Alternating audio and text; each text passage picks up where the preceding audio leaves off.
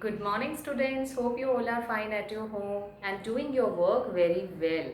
So, students, yesterday we have discussed about the pteridophyte body structure and about their habitat. So, today we're going to discuss about their reproduction, how it occurs. Okay, so let's start.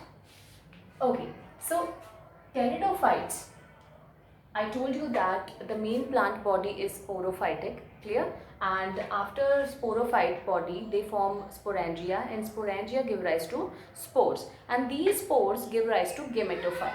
So, gametophyte basically is of two types. One is male gametophyte, the other one is female gametophyte.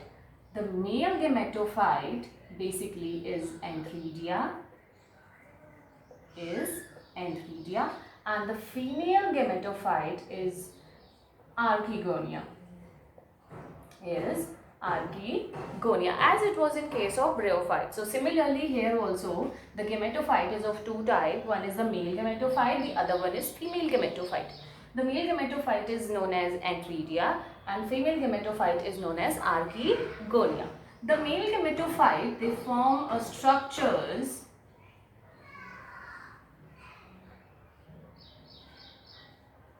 structure called antherozoids, and they act as a male gamete. They form a structure called antherozoid, which is a male gamete. This male gamete, they travel through water to the female gametophyte, and this female gametophyte, the female structure, that is female gamete, that is egg. It is produced more in number and they are produced single by the Archegonia. So this male gametes, they reach to the egg and they form a conspicuous structure, that is zygote. They form a structure called zygote. This zygote differentiate to form a structure called sporophyte. This zygote, they differentiate to form a structure called sporophyte. So this is how the life cycle occurs. The gametophyte is of two types. The male produces the male gamete, that is antherozoids, and the female archegonium, that is produces the egg. The male gamete reaches the egg through water and they form a structure called zygote, which differentiate to form a sporophyte. Now this sporophyte, you know it very well, they form spores. Here in case of pteridophytes, they form two kinds of spores. So let us discuss the types of spores. So sporophyte, they produces two kinds of spores. Here one is homospores, and the second one is heterospores. Homo means same type and hetero means different types of spores. So most of the pteridophytes, basically majority of them produces homospores. Clear? So majority of them produces homospores. And heterospores, basically the two different kinds of spore. Basically one is macrospores, the other one is microspore. Clear? So the two different types are there, macrospores and microspores. So microspores, that means they are small and macro means they are large.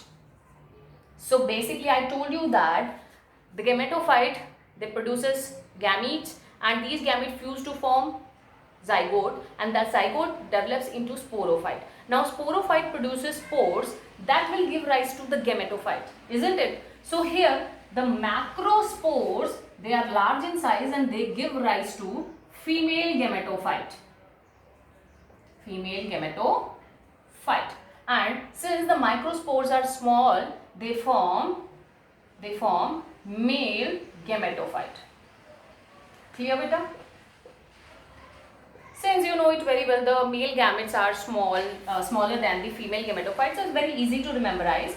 The macrospores, they give rise to the female gametophyte, which is larger in size, and microspores, they give rise to male gametophyte that are smaller in size. Clear? So basically these sporophytes that produces two types of spores, and basically this female gametophyte have a unique property is that basically they are arises on the sporophyte on variable on time. Most of the time they found on the sporophyte, and basically the development of zygote that takes place, or zygote develops into embryo, that takes place in the female gametophyte. As you can see in the, I have explained you that the male gamete travel through the water and reaches the egg into the archegonium where the fertilization have occurred. Clear? In the female gamete the fertilization occurs and the development of zygote takes place. Clear? And it reside on variable time on the sporophyte. So that's all better for the pteridophyte reproduction. In the next class we will discuss about the next topic, that is gymnosperms.